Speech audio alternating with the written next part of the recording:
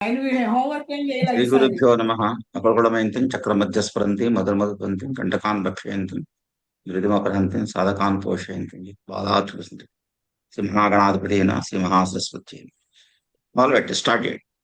Okay, మనం ఇప్పటి వరకు 25 చెప్పుకున్నాం, 25 సూత్రాలు. ఇవాళ నేను అంటే జరిగిపోయిన క్లాస్నే మళ్ళీ నేను ఒకటి రివైజ్ చేస్తున్నాను, చిన్న క్లారిఫికేషన్ కోసం. Okay okay. ఏంటంటే మనం గసడదవాదేశ సంధి నేర్చుకున్నాం. అవును. గసడదవాదేశ సంధికి ఎన్ని సూత్రాలు ఉన్నాయి? 3 సూత్రాలు నేర్చుకున్నాం. ఏం లేదు, ఒకటి ఏంటంటే ప్రథమాలు అంటే ధూమువుల మీద కచడత పలు పదవైతే గ జ డ డ బాగా మారుతాయి, గసడదవగా మారుతాయి. ఏమండి? 2 ద్వంద్వ సమాసం మీద. 2 ద్వంద్వ సమాసం మీద. అంటే మొదటి సూత్రం ఏంటి? బహుళం. ఒకసారి మన ఇష్టం, అది గసడదవాదేశం చేసుకోవచ్చు లేదా మానుకోవచ్చు, అది మన ఇష్టం. 2 ద్వంద్వ సమాసంలో మాత్రం ఖచ్చితంగా చేసి తీరాలి.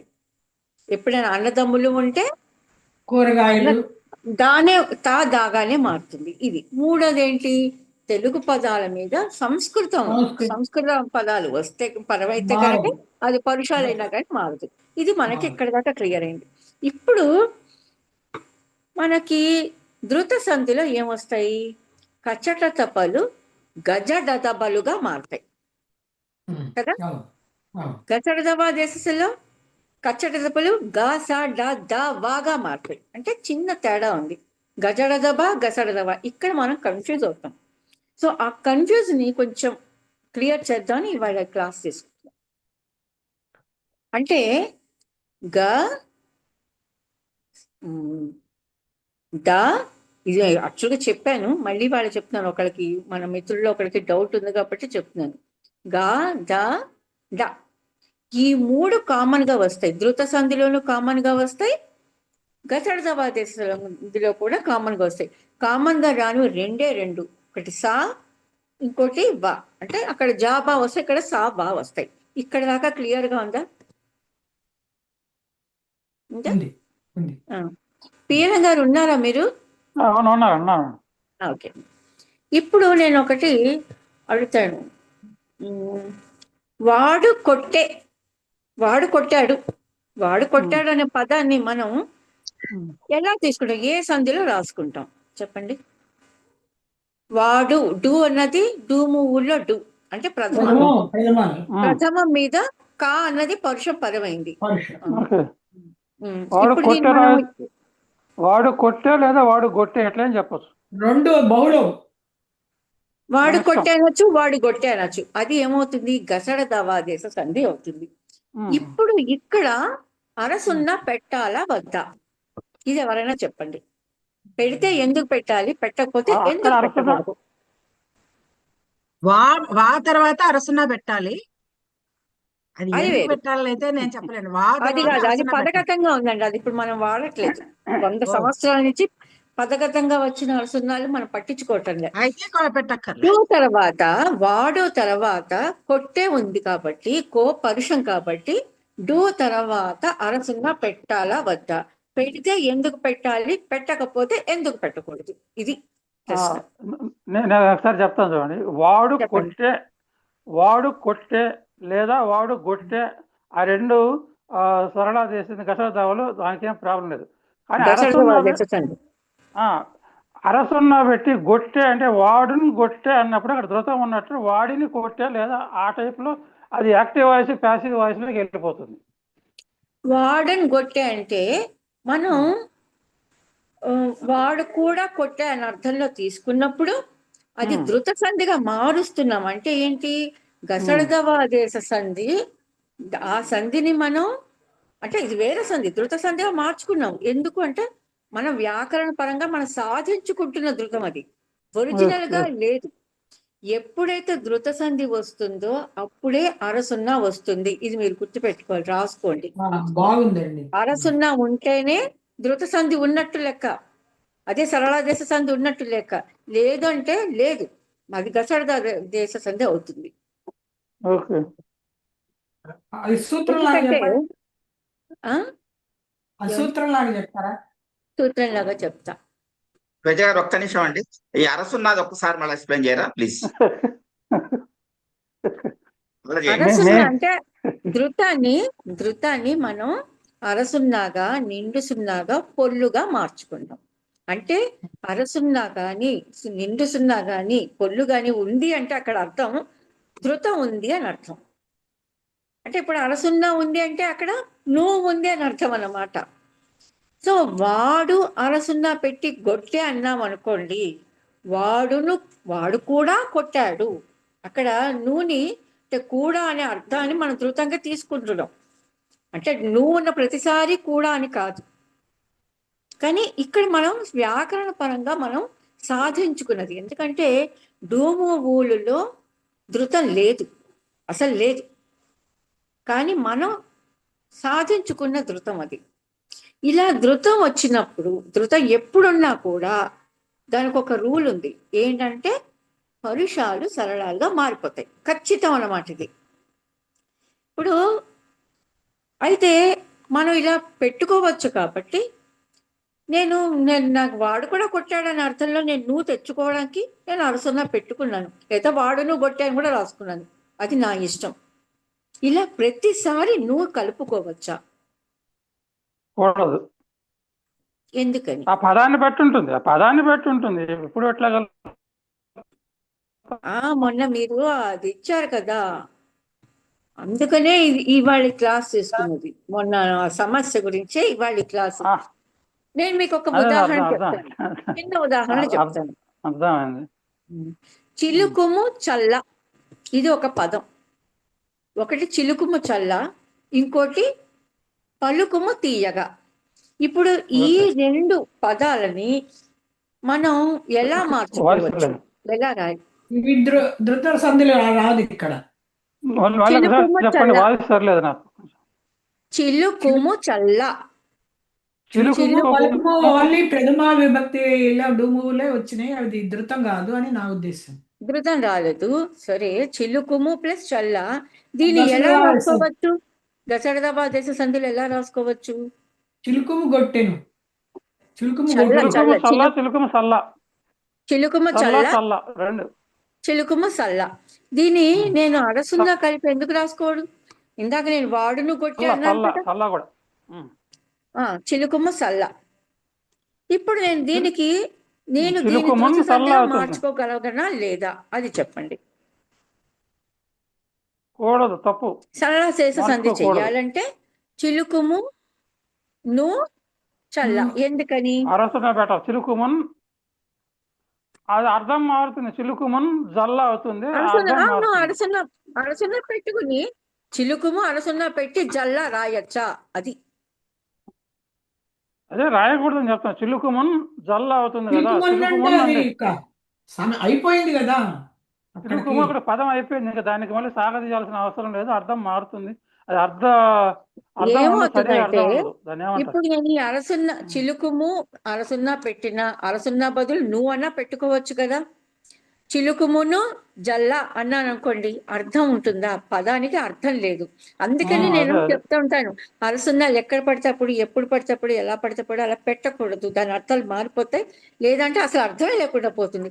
చిలుకుమును జల్లా అని అనడానికి లేదు, అసలు ఆ పదానికి అర్థమే లేదు. చిలుకుము చల్ల అంతవరకే. అలాగే పలుకుము దీయగా, దీ అన్నది మనం దీంట్లో వాడతాం, దాంట్లో కూడా వస్తుంది, ధృత సంధిలో కూడా వస్తుంది. సో దీకి ముందు అరసున్నా వస్తుందా అంటే పలుకుమును దీయగా అంటామా? అన్నం. కాబట్టి అరసున్నా పెట్టేటప్పుడు మనం ఆలోచించుకుని పెట్టాలి. అక్కడ నువ్వు ఉంటేనే మనం అరసున్నా పెట్టాలి, ధృతం ఉంది అనుకుంటేనే పెట్టాలి, లేకపోతే పెట్టకూడదు. ఇప్పుడు మీకు క్లియర్ అయింది అనుకుంటాను. మొన్న మన సమస్య చూపించండి, చెప్పండి ఒకసారి, గుర్తుందా సమస్య? అవునా? గలుగు అదేదో ఏదో ఉంది, ఏదో గలుగు అనుకుంటా. ఒక్క కలుగు నిమిషం గలుగు కోసం నాకు గుర్తులేదు అది. గుర్తులేదా? నేను ఒక నిమిషం చూస్తాను. కలుగు గలుగు ఆ డౌట్ అంతే అక్కడ. అరసున్న ఎందుకు రాదు అని అడిగారు మీరు. అదే అదే అదే. ఇప్పుడు క్లియర్ అయిందా కుసుమ గారు? మీకు అయిపోయింది. అర్థమైందా? అయినా. అరసున్న ఎప్పుడు వస్తుంది అన్నది ఒక సూత్రంగా ఉంటే దాన్ని మనం బైహార్ట్ అరసున్నకు చేయాలి. ఇప్పుడు ఎప్పుడు వస్తుందని ఇప్పుడు చాలా సూత్రాలు చెప్పుకున్నాం. అదో పెద్ద సబ్జెక్ట్. చాలా పెద్ద సబ్జెక్ట్ అది. అరసున్న అవును. ఎప్పుడు వస్తుంది అంటే పరుష ధృతానికి పరుషం కనుక పరమైనప్పుడు ఆ ఆ ధృతమే అరసున్నాగా గాని నిండు సున్నాగా గాని ఓకే. పొల్లుగా గాని మారుతుంది. ఇది అవును, అవును. ప్రాథమిక సూత్రం.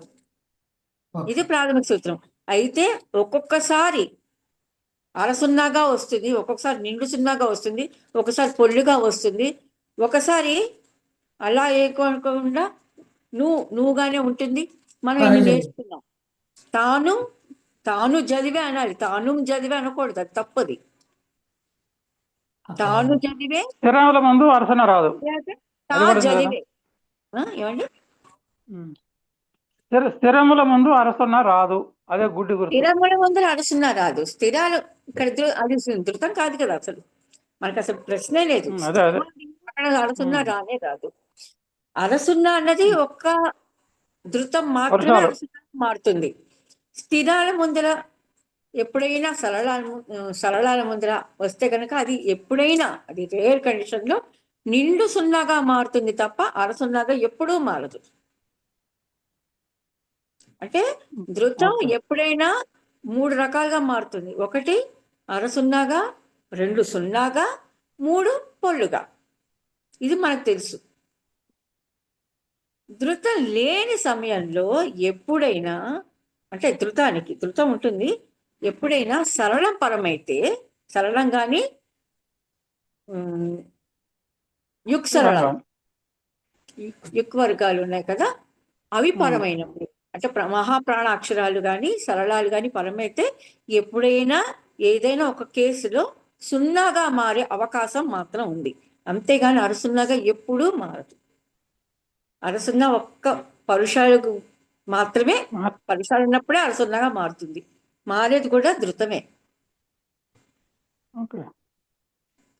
మీకు చెప్తాను. మీరన్నది ఇంతలు గన్నులుండ తిరువే కనమేమి చోద్యము, అది మీరన్నది ఆ రోజు. ఆ ఇల్లు అన్నది ప్రథమం కాబట్టి అక్కడ అరసున్నా రాదు. దశరథవాదేశ సరిత వేశారు. ఇంతలో కన్నులున్నా అన్న కూడా తప్పేమీ లేదు, ఏదైనా వాడచ్చు. అది కవి ఇష్టం. మనకి ఎందుకు అలా ఇష్టం ఉన్నప్పుడు మరి ఎందుకు ఇది ఖచ్చితంగా లేదు అంటే, కన్నులు రెండిట్లో ఎందుకు గన్నులు వాడారు అంటే, అదే కవిత్వం కానీ పద్యం కానీ మనోహరంగా ఉండాలి. ఏ పదం వేస్తే అందంగా ఉంటుందో అది వెయ్యాలి. దీనికి ఒక్కొక్కసారి మనం దశరథవ విదేశ అంత అందంగా అనిపించదు, మామూలుగా ఉన్నదే బాగుంటుంది అనిపిస్తుంది. అప్పుడు మార్చం, అలాగే ఉంచుతాం. అదే కాకుండా వాడు చేసే అన్నారు, వాడు చేసే అంటారు. బాగుంటుంది. చేసే అంటేనే అక్కడ అందం, చేసే కంటే.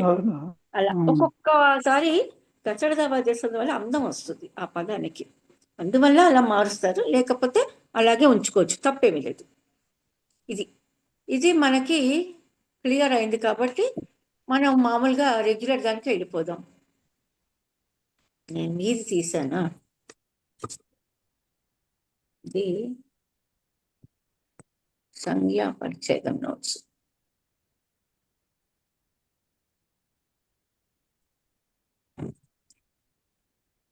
మళ్ళీ లాస్ట్ వీక్ది ఒకసారి చెప్పుకుందామా?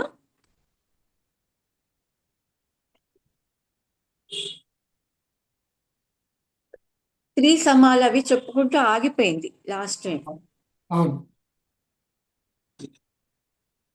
స్త్రీ సమాలు అంటే అచ్చ తెలుగు పదాలని ఆర్చికం అంటారు.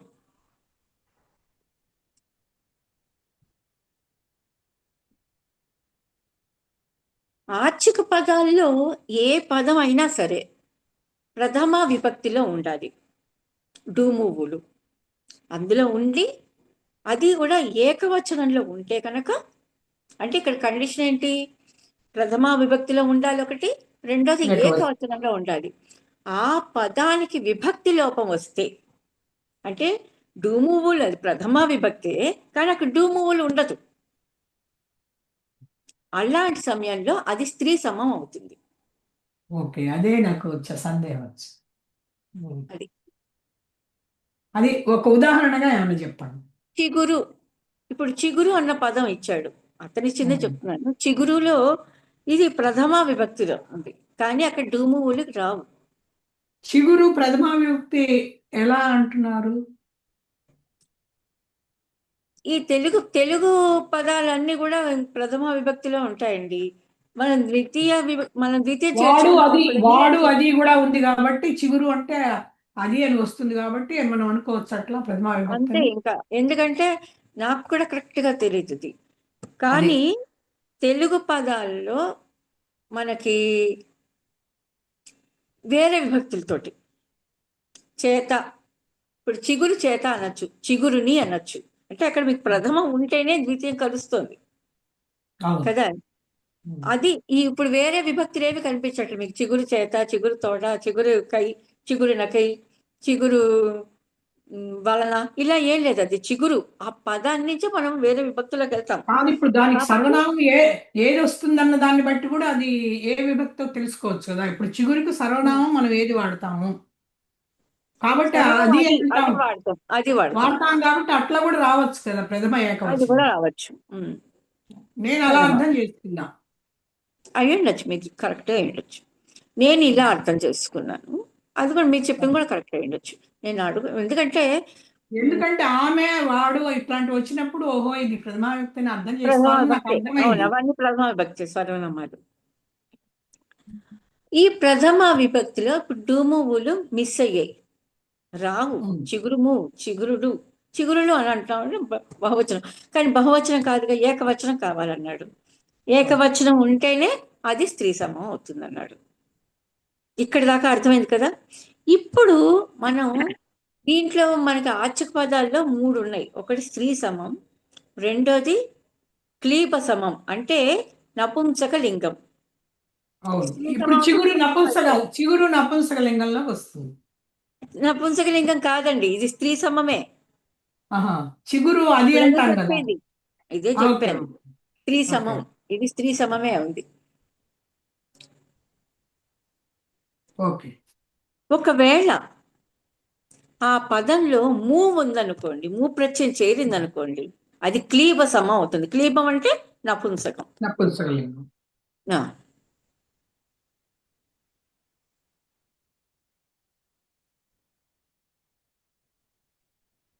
నపుంసక లింగం అదే క్లీబ సమం.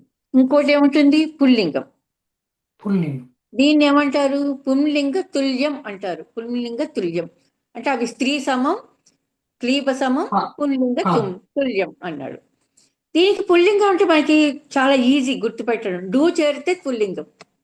రాముడు, కృష్ణుడు, వాడు, శివుడు, వాడు, ఇవన్నీ కూడా మీకు వాడు, అతడు, వీడు, వాడు, చేరడానికి వీలుగా ఉండాలి. చేరినప్పుడు అది పుల్లింగం అవుతుంది. అంతే. ఇప్పుడు ఇక్కడ దాకా రాశాను. మనం చిగురు బోడి అంటారు కాబట్టి అది స్త్రీ సమం చేసుకున్నారు. ఓకే, చిగురు బోడి అంటారు కదా. చిగురు బోడి అంటాము. చిగురు వంటి అమ్మాయి అంటే అంత సుకుమారంగా ఉన్న అమ్మాయి, లేత అమ్మాయి. ఇప్పుడు మనం పాతవి వాటికి ఒకసారి చెప్తాం. ఇగోండి, మనం 20 లెసన్ 7 లెసన్లు రాసాం. ధృతానికి సరళం లేదా స్థిరం కనపడితే ధృతం లెప్పించడం, ఇదంతా మన నోట్స్లే.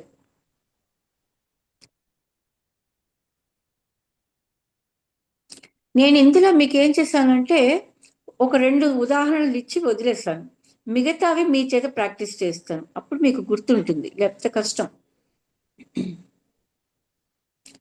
ఇప్పుడు నేను ఒకటి చెప్తాను, ఇందాక కూడా మనకు వచ్చింది. తాను నేను ఈ రెండు పదాలు ధృతాలు. వీటికి ఈ ధృతాలకి సంశ్లేషం వస్తుందా రాదా? రాదు. ఇంకా ఎవరైనా చెప్పండి, వస్తుందా రాదా? రాదండి, దీర్ఘాల మీద రాదన్నారు సంశ్లేషం కదా. లేదు కదా. దీర్ఘాల మీద ధృతం కాదు. బిందు రాదని అన్నారు కదా కదా. బిందు కాదు, బిందు వేరు, సంశ్లేషం అంటే పొల్లు. పొల్లు, ఓకే సారీ. తాను మీకు నేను అస్సలు మర్చిపోతున్నారు మీరు. సంశ్లేషం అంటే పొల్లు. పొల్లు వస్తుందా రాదా? అదొక్కటే అసలు లేదు, వీటికి సంశ్లేష రూపం లేదండి. సంశ్లేష రూపం లేదు. తాన్ ఉంటుంది కదా, తాన్ అని పదం చివరిలో ఉంటుంది కదా. తా అలా చదివే ఉంటుంది. తా చూచి అలా దాంతో వస్తాయి కానీ మీరు సంధి చేసినప్పుడు తాన్ అనొచ్చు, కానీ తా చదివే అన్నప్పుడు మీకు రాదు. సంశ్లేష రూపం వస్తుందా రాదా అంటే రాదు. రాదు. ఇది తా చాలా చదివే కదా. తాను చదివే అవుతుంది. అంతే, కానీ ఎందుకు సంశ్లేషం రాదు, పొల్లు రాదు, పొల్లు సంశ్లేషం రాదు. రాదు. దీనికి పొల్లు. రాకపోవడానికి సూత్రం ఏంటి? ఇదే సూత్రం, దీనికి సూత్రమే ఇది. మీకు మీకు తాను నేను ఈ రెండు వృద్ధానికి పదాలు సంశ్లేష రూపం ధృతాలు. లేదు అని చెప్పారు పోయిన వారం మేడం. ఓకే అంతే. ఓకే. సంశ్లేష వృద్ధానికి రూపం రాదు, సంశ్లేష రూపం లేదు అంతే. లేదు. దీనికి 9వ తారీఖు క్లాస్ లో చెప్పారు ఇది. అదే అండి, దానికి దీనికి మనం చేస్తున్న ప్రాక్టీస్ ఏంటంటే తా చదివే, తా అవును. చదివే అని ఉంటే దాన్ని మనం ఎలా మార్చుకుంటాం? తాను ప్లస్ తాను చదివే. చదివే, తాను ప్లస్ తాను చదివే. ప్లస్ చదివేను. ఇప్పుడు అది ఏంటంటే ధృతాంతం, ఇది ధృతాంతమైన పదం కాబట్టి దీనికి సరళం అవుతుంది, కాబట్టి తాను ప్లస్ చదివే అవ్వాలి. తాను తా అనేది చదివే ధృతం కాబట్టి, ధృత ప్రకృతికం కాబట్టి ధృత ప్రకృతికానికి సరళం, పరుషం పరమైంది కాబట్టి చరణాలు వస్తాయి. జా కాస్త జాగా మారి తాను చదివే అయ్యింది. ఇక్కడ దాకా అయింది. ఇప్పుడు తాను మనము చూచే తాను విని. ఇంకొకటి ఏంటంటే మనకి సంధి 17 ప్రకారం దీంట్లోకి ఎన్ని రావచ్చు? మామూలుగా అయితే అరసున్నా రావచ్చు, నిండు నిండు సున్నా సున్నా రావచ్చు, రావచ్చు, సత్వం రావచ్చు, సంశ్లేషం రావచ్చు. 4 రావాలి. అయితే 4 రావాలి. 4 సంశ్లేష రావాలి. రాదు. సంశ్లేష సంశ్లేష రాదు. ఇంకొక సూత్రం ఏంటి? సంఖ్య 15 ప్రకారం సత్వం. దీర్ఘాక్షరాల మీద సాధ్యపూర్ణం లేదన్నాడు. సాధ్యపూర్ణం అంటే ఎవరైనా చెప్పగలరా? సాధ్యపూర్ణం దీర్ఘమైన సాధ్యపూర్ణం లేదు. సాధ్యపూర్ణం ఏమండి? సాధించి తెచ్చుకోవడం. సాధించి తెచ్చుకున్న సాధించి పూర్ణం తెచ్చుకోవడం అంటే సాధ్యం. అది పదగతంగా పూర్ణమా ఇంకోటి ఏదైనా సున్నాలు సరే. ఉంటాయి. చందమామ ఉంది, చందమామలో పదగతంగా సున్నా ఉంది, వాటిలో మార్పు ఉండదు. మనం వ్యాకరణ పరంగా ఏదైనా సున్నా తెచ్చుకుంటే అది సాధ్యపూర్ణం అంటారు. మనం ఇందాక అనుకున్నాం సాధ్యం తెచ్చుకున్న ధృతం అని, ఇది కూడా అంతే. మనం సాధించుకు తెచ్చుకున్న సున్నా రాదు అని చెప్తున్నాడు. ఎక్కడ? దీర్ఘాల మీద. కాబట్టి ఇక్కడ తా దీర్ఘం కాబట్టి తామని రాదు అని చెప్తున్నాడు. రాదు. ఇంకేమైంది? పొల్లు లేదు, ఇంకా మిగిలిందేంటి? నిండు సున్నా లేదు, 2 పోయాయి. 2 పోయేసరికి ఇంకా మిగిలిందేంటి? తాను చదివే లేదా తా చదివే. ఈ 2 రూపాయలు మిగిలాయి. ఈ 2 మిగిలాయి. చదివే చా జాగా మారింది కాబట్టి ఇది సత్వరూపం, ఇది అలాగే ఉంటుంది, ఇది మారదు. ఇది ఇప్పుడు తాను వినే ఉందనుకోండి, దీన్ని ఎలా మారుస్తాం? ఇక్కడ వి అన్నది సరళం, సహజంగా ఉన్న సరళం. సహజ సరళం. ఆ వినే తాను వినే అవుతుంది. స్థిరం కాదు, స్థిరం. స్థిరం స్థిరం పరమైంది. తాను వినేలో స్థిరం పరమైంది. తాను వినే తా వినే అవుతుంది. అంతే, ఇంకా దీనికి మార్పు లేదు. ఇంకా లేదు, మార్పు లేదు. కూడా మారే అవకాశం లేదు. అలాగే మనం తా పలికి తా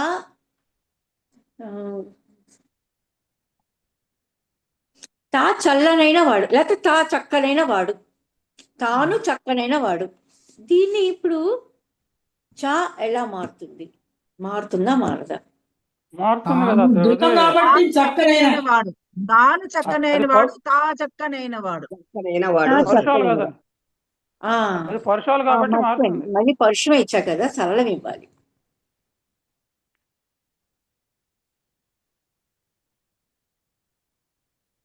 తాను కొట్టే అనొచ్చు బడి కదా. పంతులు తా దాని కొట్టే, నేను బడి ఏమండి తాను కొట్టే పరుషమే కదా, సరళమే పరుషం కదా. తాను పరుషం. కొట్టెను. ఆ పరుషాన్ని సరళంగా మార్చుకున్నాం. తా గొట్టెను తాను గొట్టెను. తాగొట్టెను తా కొట్టెను సరళం రెండు. చెప్తున్నాను. తా బడి పంతులు. తాను బడి పంతులు. తాను బడి పంతులు, తా బడి పంతులు. తా బడి పంతులు. ఈ 2 రూపాయలు వస్తాయి. అంటే బాగానే ఉండిపోతుంది, ఇంకెటువంటి మార్పు రాదు. ఓకే. అదే మనకి కొండ గుర్తు ఏం లేదండి, పరుషం సరళంగా మారుతుంది ధృతానికి. ఇది ఒక్కటే కొండ గుర్తు, అది మాత్రం తప్పదు. సరళంగా ఉంటే అలాగే ఉంటుంది. సరళంగా ఉంటే అలాగే ఉంటుంది. ఇది మాత్రం మార్పు ఉండదు. మనకి మార్పు వచ్చేది ధృతమే.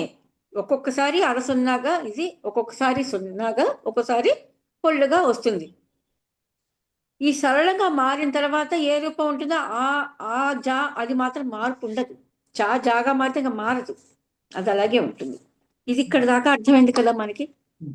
ఓకేనా? ఇప్పుడు మనం 24వ సూత్రం నేర్చుకుందాం. సమాసాలలో ధృతం లోపిస్తుంది. ఇది కూడా చదివినట్టున్నాం. సమాసాలలో ధృతం లోపిస్తుంది. కర్మధార సమాసం ఉన్నప్పుడు పొందే సమాసాల పదాలలో మొదటి పదం కనుక చివర ధృతం ఉందనుకుందాం. మొదటి పదం చివర ధృతం ఉంటే కనుక ఆ ధృతం లోపిస్తుంది, ఇక ధృతం రాదు. ఇక్కడ ఇతను ఇచ్చిన అర్థం ఎల్ల అర్థములు. ఎల్ల అన్న పదం ధృత ప్రకృతికం. ఎప్పుడు ధృతం అంటే ఎల్ల అని అనాలి.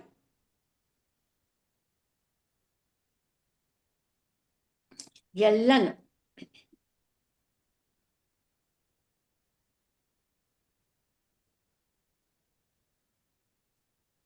ఇది ఇప్పుడు మామూలుగా ఇంకో పదంతో కలిసింది. ఎల్ల అర్థములు, అన్ని అర్థాలు అనే భావనలో వచ్చింది. కాబట్టి ఇది కర్మధారయ సమాసం అయింది. ఇలా సమాసం పొందినప్పుడు ఈ ఎల్లలో ఉండే ధృతం లోపిస్తుంది. కాబట్టి ఎల్ల ప్లస్ అర్థములు, ఎల్ల ప్లస్ అర్థములు అయ్యింది. ఎలా అర్థంలో ఇప్పుడు ఎల్ల అర్థములు అంటే ధృతం లేదు. మరి లాకి ఆకి సంధి జరుగుతుందా? సంధి జరగదు. సంధి జరగనప్పుడు ఏం రావాలి?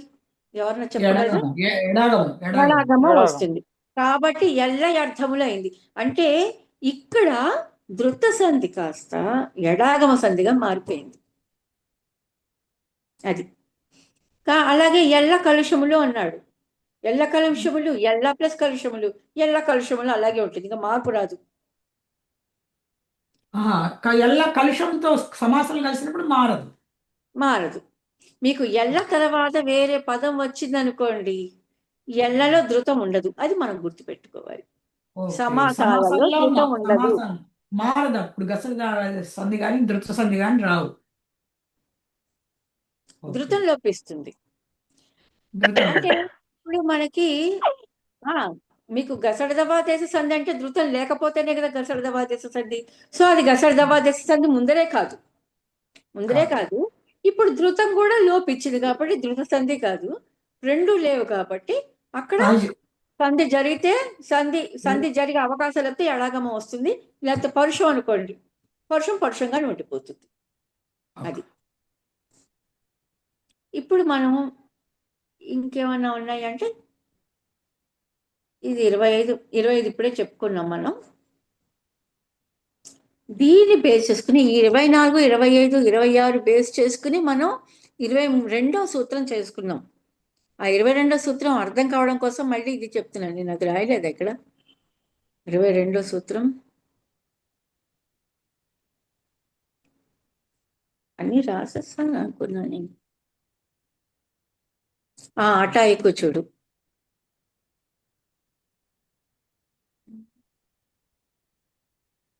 వచ్చింది శ్రీపతి. అందులో చూస్తా ఉండండి.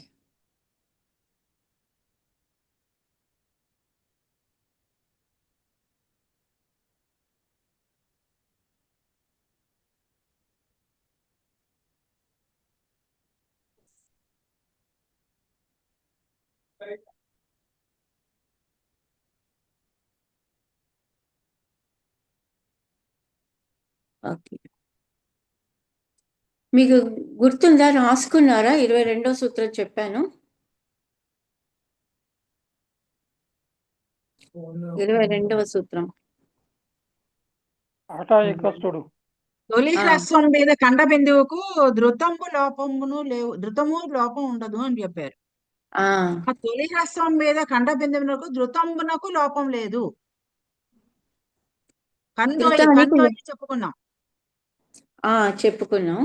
ఆ, ఇక్కడ అటాయికు చూడ 3 శబ్దాలలో తప్ప హ్రస్వంతో మొదలయ్యే మిగతా పదాలలో తొలి హ్రస్వం మీద ధృతానికి లోపం లేదు, అంటే ధృతం ఉంటుంది.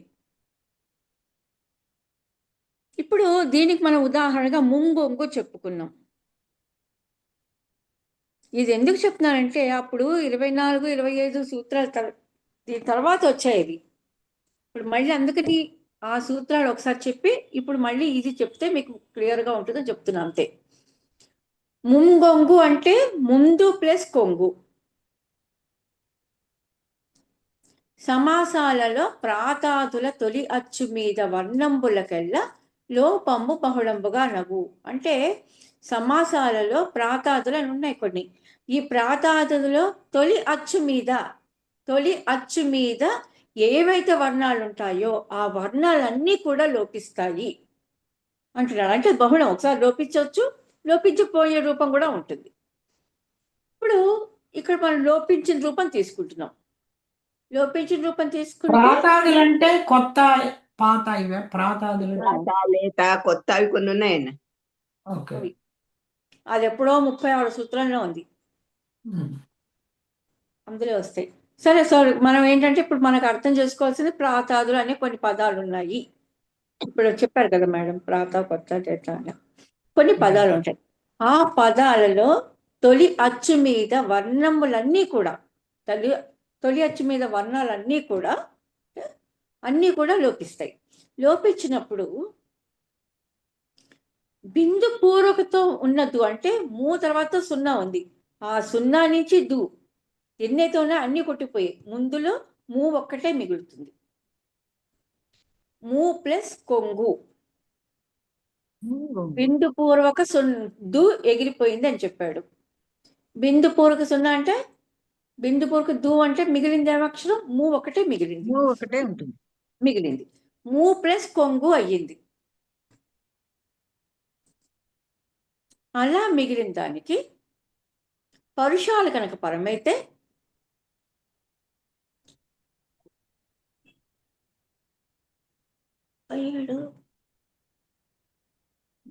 పయ్యేళ్ళు పరుష సరళాలను ఉండాలి.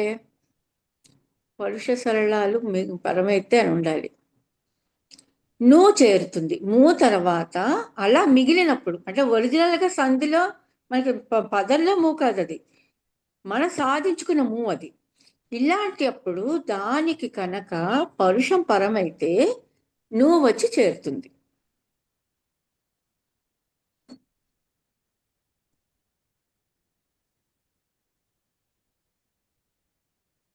ముంగొంగు కూడా సమాసం అవుతుంది కదండి? ఏమండి? ముంగొంగు కూడా సమాసం కదా? సమాసం. ముందున్న కొంగు సమాసం కదా. మరి ఇప్పుడు ధృతమునకు లోపం లేదు అని సూత్రం లోపం రాదు. లోపం రాదా? 22 ప్రకారం ధృతంబునకు లోపం లేదు సూత్రం చేత అంటే ఇక్కడ ఒరిజినల్ గా ధృతం లేదు కదమ్మా, ముందు ప్లస్ కొంగునే ఉండేది. మనం దాన్ని దూని లోపిస్తూ ఉన్నాం, లోపం చేస్తున్నాం.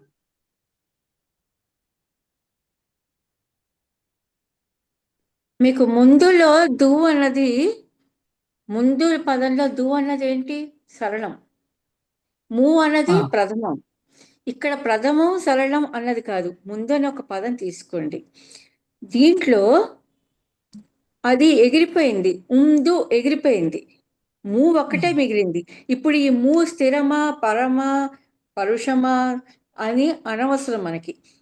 ఏదైతే మిగిలిందో దాన్ని లుప్త శేషం అంటారు. మిగిలిన శేషానికి ఆ అక్షరం ఏదైతే ఉందో దానికి ఏం పరమైంది అన్నది చూడాలి. చూడాలి. అక్కడ కొంగు పరుషం ఉంది కాబట్టి పరుషం ఉంది, పరుషం ఉంది, పరుషం పరమైంది కాబట్టి అది సరళం. అలాంటప్పుడు నువ్వు వచ్చి చేరుతుంది అంటున్నాడు. నువ్వు అనే అక్షరం వచ్చి చేరుతుంది. మూకి కొంగుకి మధ్యలో నువ్వు వచ్చి పుడుతుంది. అర్థమైందా? ఇప్పుడు మళ్ళీ అర్థం కాలేదా? ఇంకో చెప్పనా? ముందు కొంగండి, ముందు ప్లస్ కొంగండి. ముందు ప్లస్ కొంగులో ముందు పదం అన్నది ప్రాతాదుల కిందకి వస్తుంది. ప్రాతాదులు అని చెప్పుకున్నాం కదా, ఇది ప్రాతాది కిందకి వస్తుంది. ప్రాత అనే పదాల కింద వస్తుంది. ఇలాంటప్పుడు సమాసాలు ముందు అనేది ప్రాతాదులు. ప్రాతాదులు అంటే ఒకటి లేత అంటే ఒకటి చెప్పారు, ఇంకోటి ఏముంది ప్రాతాదులు అంటే? ప్రాత, కొత్త, ముందు, ముందు దూలో ఇప్పుడు ఇది ప్రాతాదుల కింద ఎట్లా అయింది ముందు? అవి నాకు తెలియదండి. కొన్ని పదాలు ఉన్నాయి, అవి ఏంటి అన్నది నాకు తెలీదు. మామూలుగా ఇది ప్రాతాదుల కిందకు వస్తుంది అని తెలుసు. మీకు అది నేను సూత్రాన్ని నేను పెట్టిస్తాను. ఎందుకంటే ఇది దకారం వచ్చింది కాబట్టి. అంటే మీకు తాతోటే ఎండ్ అవ్వాలి అనే రూల్ ఏం లేదండి. అదే ప్రాతాదులు అంటే వేటి అమ్మా. రాతాదుల్లో ముందు రాదనుకుంటాను, మీదు వస్తుందేమో గాని ముందు వస్తుందా? నీదు అంటే మళ్ళీ అది కూడా అంతే కదా, నీదు ముందు. ముందు కొంగు. ప్రాతాదుల్లో వచ్చే పదాలు ఏమేమి ఉంటాయో ఇక్కడ ఇవ్వలేదు, వేరే ఎక్కడో ఇచ్చుంటాడు అతను. 37, 38 సూత్రంలోనో అనుకుంటాను. 38లో వస్తుందండి. ప్రాత, లేత, కొత్త ఇవే మనకి ఎక్కువగా తెలుసు. ప్రాజిగురు, లేగొమ్మ ఇటువంటివి గాని ముందుతో లేత పువ్వు ఇచ్చాడు, పువ్వు ఇచ్చాడు, అక్కడ లేత కనపడుతోంది, పువ్వు కూడా ఇచ్చాడు. కొమ్మ వస్తుంది, లేగొమ్మ, లేజిగురు. పువ్వు రెమ్మలో పువ్వు అన్నది కూడా మరి ప్రాత కిందకే వచ్చింది. ప్రాత, క్రొత్త, లేత, కెంపు, చెన్ను, మీదు, పువ్వు, క్రిందు. మీదు ఉన్నప్పుడు మరి ముందు ఎందుకు రాదు? ముందు కూడా వస్తుంది. అదే ప్రాతాదులు వీళ్ళ కింద ఏమేమి వస్తాయి అన్నది కొద్దిగా సందేహం. ఏమేమి వస్తాయి అన్నది ఇవే ఇచ్చాడు. మనం అంటే అందుకని అధ్యయనం చేస్తూ ఉంటే తెలుస్తుందండి, ఓహో ఇది ప్రాతాది అని చెప్పి అలా తెలుసుకోవడం. అయినా నేను ఏమేమి ఉన్నాయో చూసి నేను మళ్ళీ మీకు నోట్స్ ఇస్తాను. సరే. ఇది మాత్రం ముందు అన్న పదం మాత్రం మీకు ప్రాతాదుల్లో నెర, వస్తుంది. నిండు, అది కొత్త. గుర్తుపెట్టుకోండి. ఏమండి? ప్రాత, లేత, మీదు, కెంపు, నెర, కొత్త, నెర, నిండు, కొత్త. ఇవి కూడా ప్రాతాదుల కింద ఉంటాయి. అట్లా అవన్నీ రాసుకోవాలండి కదా. అవును. రాసుకోవాలి. ప్రాత, లేత, మీదు, కెంపు, నెర, నిండు. నెరాలో బండిరా వేసుకుంటున్నాం. నిండు, అది కొత్త. అప్పుడు నెమ్మది అవుతుంది. నెరా ప్లస్ మది నెమ్మది, లేత ప్లస్ దూడ లేదూడ.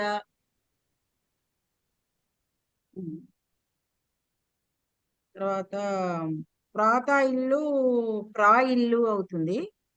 తర్వాత కొత్త ప్లస్ ఇల్లు, ఇక్కడ మూడే ఇచ్చాడు. కొత్త ప్లస్ తావి. పుస్తకంలో మూడే ఇచ్చాడు, ప్రాత, లేత, పువ్వు మూడే ఇచ్చాడు. ఇంకా నేను వేరే చోట చూసి చెప్తాను. మీదు, కెంపు, చెన్ను.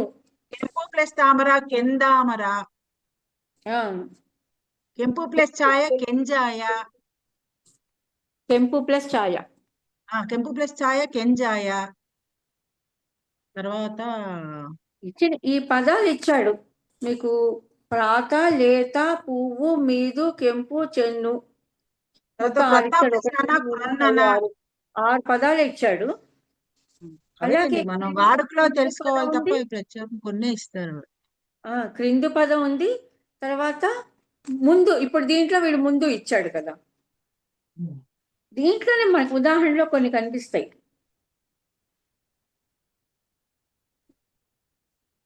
ముంగొంగు, క్రొంబసిడి, కందోయి. కన్ను కూడా అదే. ఇప్పుడు ముందు అన్నది ప్రాతాదుల కింద వస్తుంది, అది మనం రాసుకోవాలి, గుర్తుపెట్టుకోండి. ఓకేనా? ఈ ప్రాతాదులలో ఏం చెప్పాను? సమాసాలలో ప్రాతాదుల మీద తొలి రసం మీద ఖండ వర్ణాలు, బిందువులకు తొలి అచ్చు ధృతం మీద ఉన్న గుణకు లోపం. వర్ణాలన్నీ, తొలి అచ్చు మీద ఉన్న వర్ణాలన్నీ కూడా బహుళంగా పోతాయి అంటాడు. బహుళంగా అది అలా పోతున్న రూపం మనం తీసుకున్నాం. ప్రస్తుతం పోతున్న రూపం తీసుకుంటే ఒక్కటే మిగులుతుంది, దూకి ముందర ఉన్న సున్నాతో సహా కొట్టుపోయి. అదే ఇందాక మీది అన్నాడు, మీ అంటే దీ ఒకటే కొట్టుపోతుంది. ఇక్కడ తొలి అచ్చు మీద వర్ణాలన్నీ కూడా లోపించును అన్నాడు కదా ఇందాక. ఎక్కడుందో ఇది, లోపించును అన్నాడు. ఆ లోపించిన రూపంలో మనకి మిగిలింది ఒకటి. అంటే మిగిలిన రూపం ఏదైతే ఉందో దానిని లుప్త శేషం అంటాం, మిగిలిన శేషం అని. ఈ శేషానికి పరుషం పరమైతే అలా కొంగు అయిపోతుంది, మధ్యలో నువ్వు వచ్చి చేరుతుంది, మును కొంగు అవుతుంది. అర్థమైందా? మును ప్లస్ కొంగు. అర్థమైందా? ఇక్కడికి సున్నా కూడా రావచ్చు కదా. సున్నా రాదు, నువ్వు వస్తుంది, నువ్వు అనే అక్షరం వస్తుంది. సున్నా రాదు. ఉంగొంగు రాదా? అది తర్వాత అండి, ముందరే ఒక్కొక్క రూపం స్టెప్ బై స్టెప్ రావాలి. ముందరే సున్నా పెట్టేసాం కదా. సున్నా ఎలా వచ్చింది అని అడిగితే నేను చెప్తాను, సూత్ర ప్రకారం నువ్వు వచ్చింది. ఇక్కడ సూత్రం ప్రకారం సున్నా రాలేదు. మును కొంగు, నువ్వు ఏంటి? ధృతం. ధృతం కాబట్టి పరుషమే కో కాస్త ఏమవుతుంది? గొంగుగా మారుతుంది. గొంగు, మును గొంగు. అర్థమైందా? మొత్తం 4 సూత్రాలు ఇక్కడ. ఇప్పుడు మీకు ఒక సూత్రం 36 చెప్పాను, ఇంకొకటి ఇది ఇక్కడ వచ్చేంత రాత్రి పెట్టాను. ఓహో, అందులో తీస్తాను అయితే.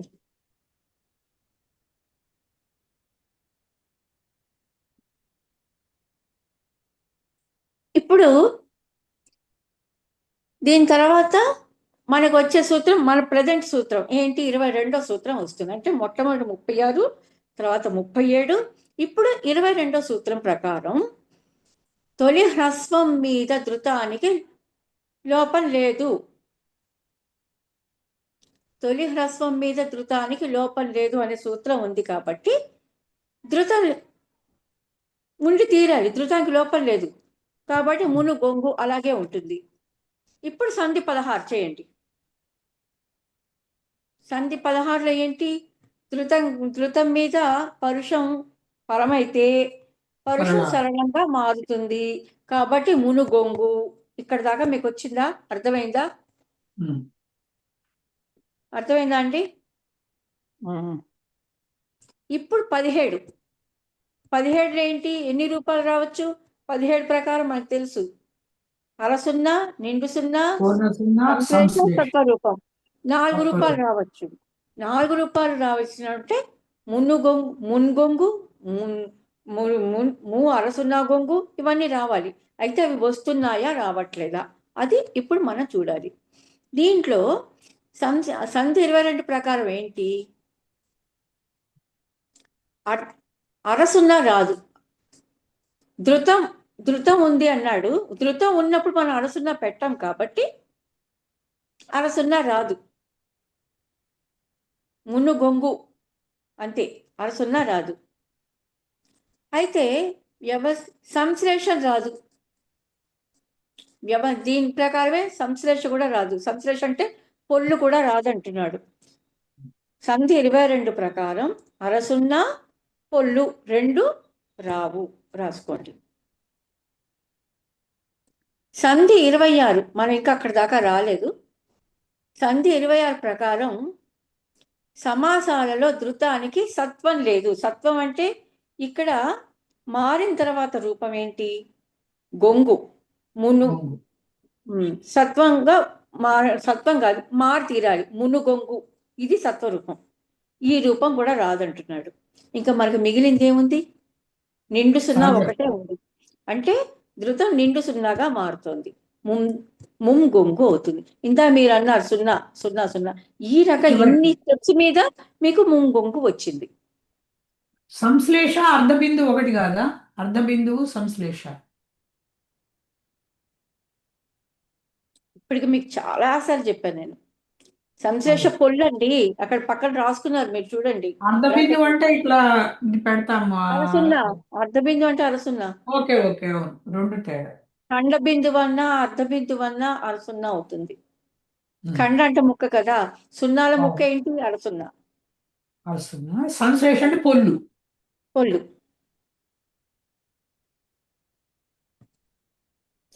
ఇది ఇప్పుడు దీని ప్రకారమే మనం క్రొంపసిడి చేద్దాం. ఇది అర్థమైందా? మళ్ళీ ఇంకొకసారి చెప్పనా? చెప్పారు చాలాసార్లు. చాలాసార్లు చెప్పాను, కానీ మీకు అర్థం కావాలి కదా, అంతకంటే ఏం లేదు. ముందు ప్లస్ కొంగు ఇది అసలైన రూపం. దీంట్లో ఏమవుతుందంటే సంధి 36 ప్రకారం ప్రాతాదుల మీద తొలి అచ్చు మీద వర్ణాలు, అంటే మొట్టమొదటి అచ్చు ఏదైతే ఉందో దాని మీద ఉన్న వర్ణాలన్నీ కూడా లోపము బహళంగా అవుతుంది అన్నాడు. కాబట్టి లోపించేసి ఒక్కటే మిగులుతుంది. ఒక్కటే మిగిలినప్పుడు తర్వాత పరుషం ఉంది కాబట్టి పరుషం పరమవుతున్నప్పుడు 37వ సూత్రం ప్రకారం వచ్చి చేరుతుంది. కొంగు అవుతుంది. అన్నది మును ప్లస్ కొంగు అవుతుంది కాబట్టి ధృతానికి పరుషం పరమవుతుంది కాబట్టి గొంగు అవుతుంది. గొంగు. దీంట్లో మనకి ఆదేశ సరళం సూత్రం మనకు తెలుసు. దాని ప్రకారం 4 రూపాలు రావాలి. బిందు రూపం, అరసున్నా, నిండు సున్నా, పొల్లు, సత్వరూపం. ఇందులో సంధి 22 ప్రకారం అరసున్నా రాదు, పొల్లు రూపం కూడా రాదు. మిగిలింది సత్వరూపం. సత్వరూపం ఏమో సంధి 26 ప్రకారం సత్వరూపం రాదు. సమాసాలలో ధృతానికి లోపం లేదు, సత్వరూపం లేదు. సమాసాలలో ధృతానికి సత్వరూపం లేదు. సత్వరూపం లేదన్నాడు కాబట్టి ధృతం మారి తీరాలి కాబట్టి ఇంకా మారడానికి ఒకే ఒక్క అవకాశం ఉంది, అది నిండు సున్నా. గొంగు. ఎందుకంటే ఎందుకు చెప్తున్నానంటే రేపు పొద్దున ఎప్పుడైనా మున్గొంగు రాస్తారేమో, రాయకూడదు. లేదు అరసున్నా పెట్టి గొంగు రాసేస్తాం, మనకు తెలియదు కదా, ఇదేనా నేను తెలియదు కదా. అందుకని తర్వాత గొంగు అది కొట్టేస్తారనమాట, అది రాయకూడదు. అందుకు తర్వాత రెండో ఉదాహరణ క్రొంపసిడి. అంటే ఇది ఎలా విడతీయాలి? క్రొత్త ప్లస్ పసిడి. ఇప్పుడు మనకి సంధి 36 ప్రకారం తా ఎగిరిపోయి క్రో ప్లస్ పసిడి. మనం వాళ్ళని చెప్పమానండి. అది ఇది కొంచెం మారుతుంది. ఎవరన్నా చెప్పగలరా? ఇది మనం ఇదివరకు చెప్పాను, మీకు రాసుకున్నారు. దీని తర్వాత స్టెప్ ఏంటో చెప్పగలరా? 38. ఆ కొత్త శబ్దమునకు ఆద్యక్షర శేషమునకు కొన్ని ఏడల నుగాగుంపును కొన్ని ఏడల మీదేలకు దిత్తము.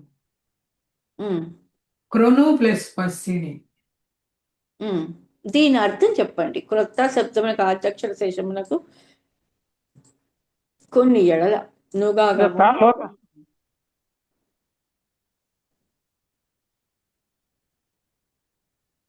అంటే క్రొత్త పాత అటువంటి శబ్దాలు వచ్చినప్పుడు లోపించి ఒకటి, తర్వాత నుగాగం వచ్చి ఒకటి, తర్వాత పూర్ణ బిందు వచ్చి ఒకటి. క్రొత్త శబ్దం ఉన్నప్పుడు ఆద్యక్షర శేషం అంటే మొదటి అక్షరం పోయి మిగిలినటువంటి పదానికి ఆది అక్షరం, ఆ మిగిలిన అక్షరానికి ఆద్యక్షర శేషమునకు అప్పుడు నుగాగవం వచ్చి చేరుతుంది. ఒక్కొక్కసారి నువ్వు వస్తుంది, కొన్నిసార్లు నువ్వు వస్తుంది, కొన్నిసార్లు హల్లు మీద ద్విత్వం వస్తుంది. హల్లుకు ద్విత్వం వస్తుంది. ఇక్కడ క్రొను ప్లస్ బసిడి వచ్చింది. క్రొను ప్లస్ పసిడి వచ్చినప్పుడు ఆ, ను బదులు క్రో ప్లస్ బసిడి వస్తుందా? బసిడి కాదు. రాదు. అంటే ఏ రాదు. పదాలకి నువ్వు వస్తుందో ఆ పదాల్లో నువ్వు మాత్రమే వస్తుంది, ఇంకో రూపం రాదు. ఏ పదాలకైతే ద్విత్వానికి హల్లు వస్తుందో ఆ పదాలలో నువ్వు రాదు. అంటే ఇప్పుడు క్రొత్త ప్లస్ పసిడిలో తా ఎగిరిపోయింది, మనకి 37 ప్రకారం తా ఎగిరిపోయింది. క్రో ప్లస్ పసిడి మిగిలింది. ఇప్పుడు సంధి 38 ప్రకారం కొన్ని ఎడల నువ్వు వస్తుంది అన్నాడు కాబట్టి క్రొను ప్లస్ పసిడి వస్తుంది. ఈ రూపం క్రొను ప్లస్ పసిడియే ఉంటుంది ఇక్కడ, ఎప్పుడు కూడా క్రో ప్లస్ బసిడి రాదు. అది మనం గుర్తుపెట్టుకోవాలి. కొన్నిటికి క్రొక్కారు ఉంది, క్రొత్త ప్లస్ కారు, అది కూడా క్రొత్త శబ్దమే. క్రొత్త ప్లస్ కారు వచ్చినప్పుడు క్రొను ప్లస్ కారు కాదు, అవ్వదు. అంటే ఒక్కొక్కసారి కొన్ని పదాలలో నువ్వు వస్తుంది, కొన్ని పదాలలో ద్విత్వంగా మారుతుంది. ఈ సూత్రం ఈ సూత్రం ప్రకారం.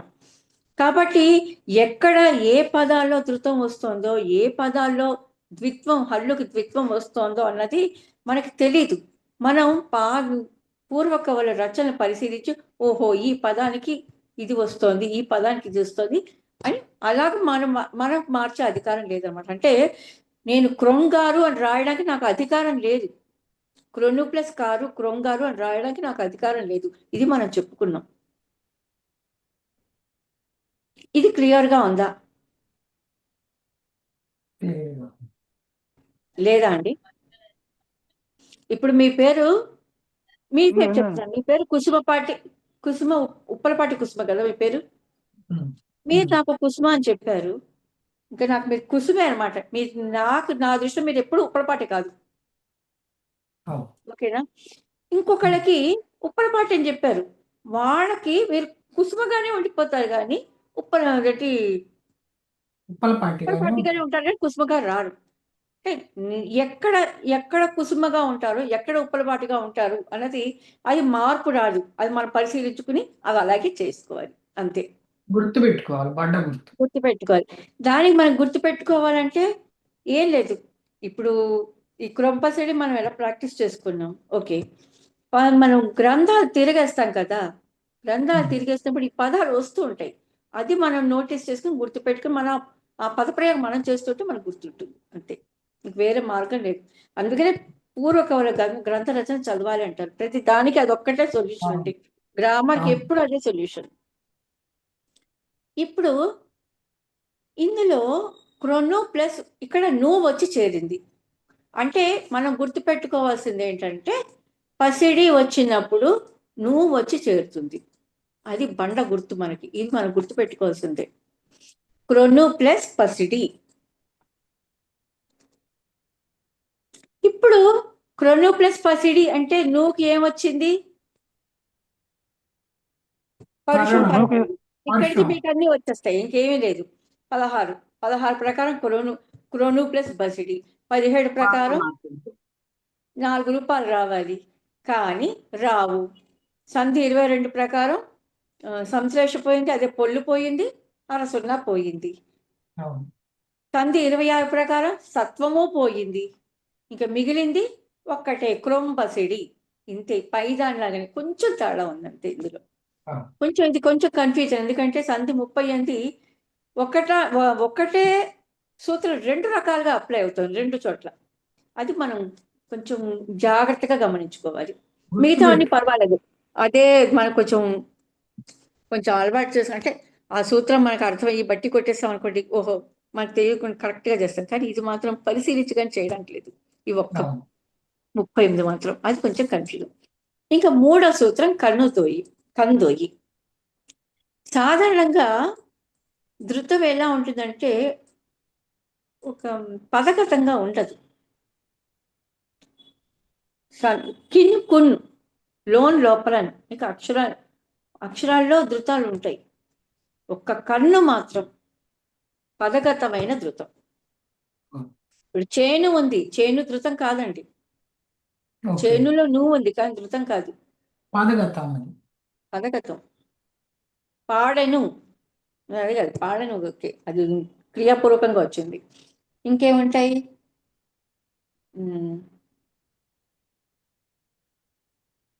తిను ఏమండి? తిను తిను తిను వాన కూడా అంతే కదండి. వాన కూడా పదగతంగా వచ్చిన నకారానికి ధృతం ఉంటుంది. అదృతం మనం కాదు. చేరినప్పుడే ఏదన్నా అది విభక్తి ప్రత్యయంగా చేరితే అప్పుడు దాంట్లో ధృతం ఉంటుంది. చాన ఇంకోటి ఉంది, తాను నేను కూడా సర్వనామాలు, వాటికి కూడా ధృతం సర్వనామాలు ఉంటుంది. ధృతం ఉంటుంది. కానీ ఇది సర్వనామాలు ఇది మాత్రం కన్ను, ఈ రెండు కాకుండా కన్ను ఒకటి, ఇది దీనికి ఒక్కదానికి ఎగ్జామ్షన్ ఇచ్చారు. తేనె వాన అవేవి ధృతాలు కాదు. బాణ ఏది కాదు. ఆన ఆనా, ఎలా ఆలోచించాలన్నది అర్థమైంది. చాలా ఎలా ఆలోచించాలి మనం అన్నది అర్థమైంది. కూన మావా చెప్తున్నారు కూన. మన ఆలోచన ఎలా ఉండాలన్నది విషయం అర్థమైంది. అది ఇప్పుడు ఇది ఏంటంటే, కానీ ఒక్క కన్నుకు మాత్రం ఎగ్జంప్షన్ ఇచ్చారు, ఇది మాత్రం ధృతం. ఇది మనం గుర్తుపెట్టుకోవాలి. దీనికి కన్నుదోయి అనే ఒక పదం ఉంది, అంటే 2 కళ్ళు. ఇది సమాసంలో ఉంది. దీన్ని ఎలా విడదీస్తాం? కన్ను ప్లస్ దోయి. ఇక్కడ ధృతానికి ఏం పరమైంది? ఇది సరళం పరమైంది. మనకి సరళం పరమైనప్పుడు సంధి 25 ప్రకారం సమాసాలలో ఉదంతములకు స్త్రీ సమం అంటే ఏం చెప్పుకున్నాం మనం? ఆర్చిక పదాలలో ప్రథమ విభక్తి లోపించిన పదం, అది కూడా ఏకవచనంలో ఉండి, ఆ ఏకవచనంలో ఉండి విభక్తి లేకపోతే కనుక దాన్ని మనం స్త్రీ సమం అనుకుంటాం. ఇక్కడ కన్ను ఉంది, కన్నులో డూమువులు లేదు, కన్ను, కాబట్టి ఇది స్త్రీ సమం. అర్థమైంది కదా? ఏకవచనంలో ఉంది కండిషను. తర్వాత ఇంకొకటి ఏంటి? డూమువులు లేవు, కాబట్టి ఇది తెలుగు పదం, అచ్చమైన తెలుగు పదం కన్ను అన్నది. 3 కండిషన్స్ అప్లై అయ్యాయి, కాబట్టి ఇది స్త్రీ సమం. ఈ స్త్రీ సమానికి ఇది ఉదంతం అయి ఉండాలి. కన్నుల ఉదంతం అయ్యిందా లేదా? అయింది. కన్ను ఎండ్ అయింది కాబట్టి ఉదంతం. మీకు బాగా వచ్చు అనుకుంటానండి, మీరు చెప్పండి. నిజంగానే ఇంకా బాగా చెప్తున్నారు మేడం, ఎప్పుడో చదువుకున్నారట. ఉదంతం అయింది. సమాసాల్లో ఉదంతములైన స్త్రీ సమాలకి ఇంకొకటి ఏంటి? పుంపులకు కూడా సరళాలు పరమైతే అప్పుడు నువ్వు వచ్చి చేరుతుంది. మళ్ళీ చెప్తాను. సమాసాలలో ఊతోటి ఎండ్ పూర్తయ్యే పదాలు ఏవైతే ఉంటాయో వాటికి, అవి స్త్రీ సమాలైనప్పుడు వాటికి లేదా పుంపులకి, వాటికి కానీ పుంపులకి కానీ పరుష సరళాలు పరమైతే, పరుషాలు కానీ సరళాలు కానీ పరమైతే నువ్వు వచ్చి చేరుతుంది. పుంపులంటే ఒక ఉదాహరణగా ఒకటే పుంపాదేశ సంధి అండి, పుంపాదేశ సంధి వచ్చే ఉంటుందిగా. వస్తే ఎందుకు అడుగుతాను చెప్పండి. పుంపాదేశ సంధి కాస్త పూగా మారుతుందండి. కర్మధార సమాసాల్లో పుంపులకు అంటాడు. అదెన్నో సంధి నాకు ఇంకా అక్కడ దాకా రాలేదు కదా, ఎప్పుడో చిన్నప్పుడు చెప్తున్నా. ఇప్పుడు ఏ సంధికైనా నంబర్ గుర్తుంటదండి నాకు. 32 అనుకుంటారండి. 32, 33. ఎందుకంటే మూవర్ణములకు పుంపులగులు. అదే మువర్ణములకు పుంపులకు అంటాడు. మూవర్ణములకు పుంపులగును. అవును, సరసపు మాట విరసపు వచనము అవి. టైం అయిపోయిందండి. ఈ కన్నుదై మళ్ళీ వచ్చే క్లాస్లో చెప్పుకుందాం. అలాగే ఈ ధన్యవాదాలు. కన్ను పరిచ్ఛేదము ధన్యవాదాలు. సమాన పరిచ్ఛేదం బాగా గుర్తున్నాయి కానీ తత్సమాలో ఆ తర్వాతవి గుర్తులేవు. సరే. అంటే మనకి అవే చెప్పారు అక్కడ మెయిన్ గా పుంపాదేస్తుంది సరళాదేస్తుంది అటువంటి చెప్పినప్పుడు అవే గుర్తుండిపోయాయి. ఇలా వివరంగా గుర్తులేవు, ఏదో రాసేస్తాం బండ గుర్తుగా తప్ప వివరంగా మీలా వివరంగా చెప్పడం రాదు. అందుకని ఒకసారి కరెక్ట్ వస్తుంది, ఒకసారి తప్పు. పిల్లలకు అదే, కూడా అదే. చెప్తున్నాము కానీ ఇప్పుడు మళ్ళా మన వరకు వచ్చే లోపల మనం రాయాలి అనుకునేటప్పటికి మళ్ళా ఒకసారి ఫ్లాష్ బ్యాక్ పోవాలి. అదే అండి, మనం నేర్చుకుంది దాంట్లో అప్లై చేయడం రావాలి. అదే మనం రాసుకున్న పుస్తకం ఒకసారి చూస్తే గానీ మళ్ళీ గుర్తురావు. పిల్లలకు బోధించామండి, బోధించడం కూడా పుస్తకం చూస్తాము చెప్తాము అంతే తప్ప మనం లోతుగా ఆలోచించి చెప్పే అవసరం రాలేదు. అప్పుడు బాల వ్యాకరణం చిన్న సూది చూడడము, ఘంటాపథ వ్యాఖ్య చూడడం, దాని ప్రకారంగా చెప్పుకుంటూ పోయాము. మనం రాసుకున్న నోట్స్ చూస్తాం కానీ చిన్నేశ్వరిని బాల వ్యాకరణ ఎక్కడ తెస్తాం? సరే ఓకే అండి, అండి. అందరికీ ధన్యవాదాలు అందరికీ. ధన్యవాదాలు. ధన్యవాదాలండి నమస్కారం. గిరిజ గారు, స్వస్తి. ధన్యవాదాలు. స్వస్తి. వస్తే